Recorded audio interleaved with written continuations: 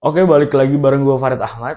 Jadi kali ini gue bakal outline 5 kesalahan besar yang gue lakuin waktu gue create bisnis.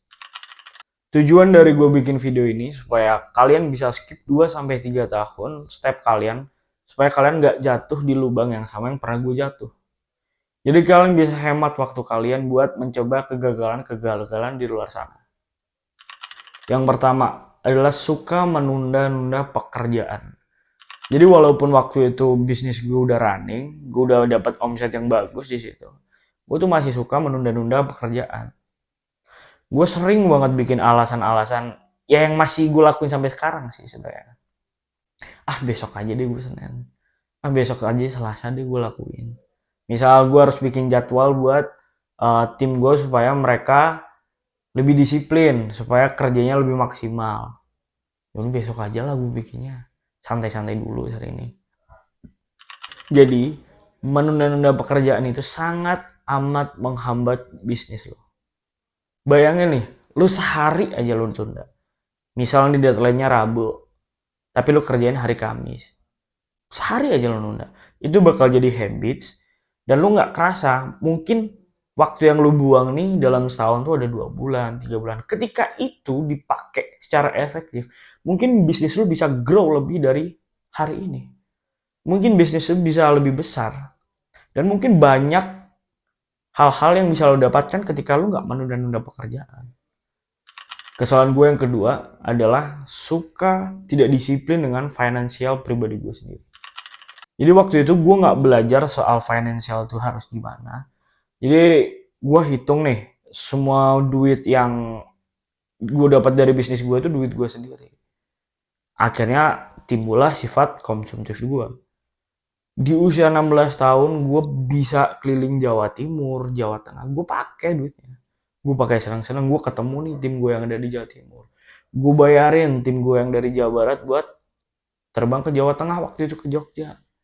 Gue ongkosin mereka. Karena gue merasa ya duit gue banyak. Padahal seandainya gue lebih disiplin, gue udah tahu gimana cara mengelola uang yang benar. Gue nggak melakukan hal itu. Gue beli makanan-makanan mahal yang seharusnya nggak gue beli. Gue beli baju-baju yang akhirnya nggak gue pakai sekarang. Mungkin masih ada di lemari dan masih baru-baru. Gue pakai sekali, nggak gue pakai di situ. Gue beli nih, belum gue pakai udah gue masukin lemari. Jadi lapar mata. Nafsu gue tinggi buat membeli barang-barang tuh.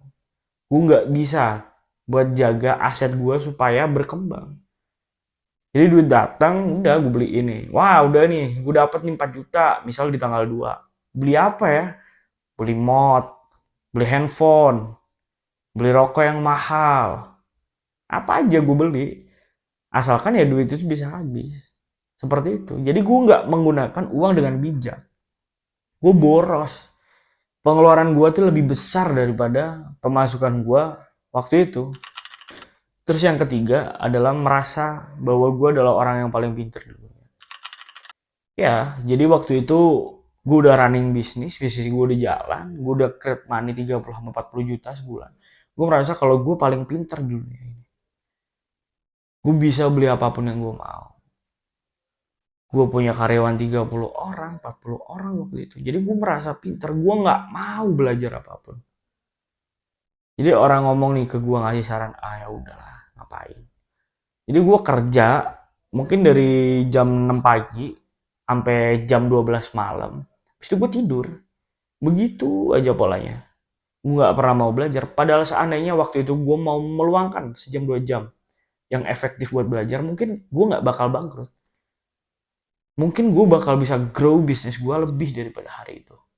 Gue nggak mau belajar COGS, gue nggak belajar revenue stream, gue nggak belajar after sellingnya gimana, direct sellingnya gimana. Ya udah gue jual aja. Gue cuman ya berbekal dengan sales jalan yang pernah gue punya aja. Gue nggak menambah itu. Padahal waktu itu seandainya gue nambah pengetahuan gue, knowledge gue tentang gimana caranya mengembangkan bisnis, omset gue bisa double 2 kali lipat, 3 kali lipat waktu itu. Tapi karena gue bodoh, ya sudah. Gue bangkrut akhirnya. Gara-gara nggak mau belajar. Gue nggak mau nih ada inovasi baru. Gue nggak mau mengikuti. Jadi banyak sebenarnya inovasi-inovasi baru yang bisa gue lakuin pada waktu itu. Waktu itu tuh udah muncul live TikTok kalau nggak salah. Tapi gue nggak mau mengadopsi live TikTok di produk gue. Gue berpikiran bahwa ya udah ngapain live TikTok kalau misalnya kita udah gede. Ribet kalau namain live TikTok. Ya akhirnya hancur. Coba ya waktu itu gue mau nih dengerin saran orang-orang. Inovasi dong bro. Produk lu kasih lah lebih bagus. Lu harusnya upgrade produk lu. Gue nggak dengerin itu. Gue nggak pernah mau belajar. Karena merasa menjadi orang yang sangat pintar waktu itu. Terus yang keempat adalah gue nggak fokus sama bisnis gue. Gue nggak fokus sama bidang yang gue sedang jalanin. Dan gue nggak pernah kasih target. Jadi ini adalah salah satu aspek yang sangat penting loh. Jadi gue nggak pernah fokus sama... Waktu itu gue udah ada media. Cuman gue pengennya nih niat gue adalah mengembangkan income gue. Jadi gue coba nih jualan malt vape. Waktu itu gue coba nih jualan handphone. Dan ya semuanya berjalan. Cuman nggak ada yang maksimal. Cuma setengah-setengah aja. Dan target itu sangat penting. Kenapa target itu sangat penting? Ketika kalian udah punya target nih, ide-ide yang muncul tuh bakal lebih banyak. Kalian bakal bisa outline. Mungkin nih, ketika kalian udah punya target, eh, tahun ini gue pengen bisnis gue punya 50 cabang. Di situ bakal lebih jelas, oh jalan yang mau gue tempuh mana. Oh jalan paling efektif, efisien buat gue menempuh 50 cabang tuh kayak gimana. Oh problem apa sih yang mungkin gue temuin di tengah jalan. Oh ketika gue menemukan problem, apa jalan yang harus gue ambil. Itu bakal lebih jelas ketika kalian punya target dan kalian fokus di bidang kalian. Walaupun mungkin di tengah jalan nanti banyak plan yang berubah, tapi setidaknya kalian udah lebih siap. Ketika datang nih tiba-tiba ada AI, kalian udah ngeplan nih nggak pakai AI. Oh, ada AI. Wow, ini bisa memudahkan perusahaan kita dalam menambah omset. Ya udah kita pakai AI. Jadi penambahan tuh pasti ada. Cuman target yang jelas itu penting. Jadi gue pernah dengar satu kata-kata, cuman gue lupa dari siapa. Jadi di situ tuh dia bilang kayak seberapa kaya lo di masa depan itu tergantung seberapa panjang pola pikir lo membaca masa depan. Jadi semakin lo bisa baca masa depan, semakin kaya lo. Jadi lo tahu nih problem yang akan lo lewatin itu apa. Lo udah siap. Misal ada musuh datang lo udah bawa tembak. Musuh datang lo udah bawa begolok. Ya, lo udah siap dengan senjata lo. Dan itu pentingnya target, planning, dan fokus di satu bidang.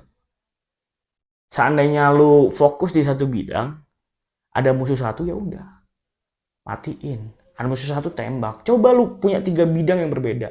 Padahal lu baru mulai bisnis. Lu punya F&B, lu punya media. Mungkin yang satunya lu punya jualan iPhone, retail. Udah, di media ada media bayar yang lebih besar. Lu nggak bisa gimana caranya buat paling nggak sebanding lah sama dia. Mati lu. F&B mungkin ada sebelah yang muka lebih murah tapi lebih enak daripada lu juga mati karena lu nggak fokus lu kepecah. Pilih satu bidang yang pengen lu. Cuci sepatu tuh gue dan dari situ gue belajar kalau ya gue harus fokus. Akhirnya sekarang gue fokus di satu bidang, cuci sepatu. Gue berusaha gimana caranya gue bikin cuci sepatu, cuci helm, cuci tas terbaik di dunia. Gue cari itu, gue search gimana cuci sepatu yang ada di London, gimana cuci sepatu yang ada di US, sistem mereka gimana, supaya mungkin gue bisa mengadopsi itu dari mereka. Gue belajar itu, dan itulah pentingnya targeting dan planning. Yang terakhir adalah banyak membuang-buang waktu, tapi nggak pernah memulai. Ini pernah terjadi sama gue di 2022. Jadi waktu itu gue punya modal nih 2 juta. Gue bingung nih mau bisnis apa. Akhirnya 3-4 bulan gue terbuang sia-sia. Jadi gue bohong ke diri gue sendiri. Gue terlalu banyak mikir, apa gue bisnis F&B aja ya. Karena F&B di Malang nih bagus. Apa gue jual handphone aja kayak dulu ya. Apa gue buka media aja deh kayak dulu ya. Akhirnya 3 bulan, 4 bulan gue terbuang sia-sia. Gue gak pernah melakukan apapun waktu itu. Coba dengan 2 juta itu gue langsung mulai, oke, gue pengen bisnis sepatu nih. Langsung tuh gue beliin alat dan bahan. Mungkin modal gue masih sisa dan gue bisa expand lebih cepat daripada sisa gue yang 200.000 itu. Jadi kalau kalian tahu ada harga yang lebih mahal daripada harga gagal, yaitu harga penyesalan. Harga penyesalan tuh lebih mahal daripada harga buat kalian gagal. Coba deh, kalian sekarang nyesel nggak? Kenapa nggak 5 tahun kemarin nggak create bisnis? Kenapa nggak 5 tahun kemarin coba buka kamera bisnis konten? Dihujat lah, bangkrut lah. Setidaknya kalian udah melewati step by step. Kalau kalian banyak mikir tapi nggak pernah action, kalian nggak pernah terjun, kalian nggak pernah start, ya nggak bakal bisa. Hidup kalian bakalan stuck. Jadi jangan kebanyakan mikir. Bisnis itu 99% praktek dan 1% teori. Jadi mau kalian punya teori sepintar apapun, kalau kalian nggak pernah praktek, ya kalian nggak bakal dapat apa-apa. Bisnis itu learning by doing. Bakal banyak kesalahan yang kalian lakuin. Kalian juga harus terima bahwa kalian dalam berbisnis itu nggak mungkin langsung berhasil. Sampai sekarang pun gue masih banyak mengalami kegagalan. Banyak problem-problem yang terjadi pada bisnis gue. Tapi gue terus maju. Gue fokus di satu bidang.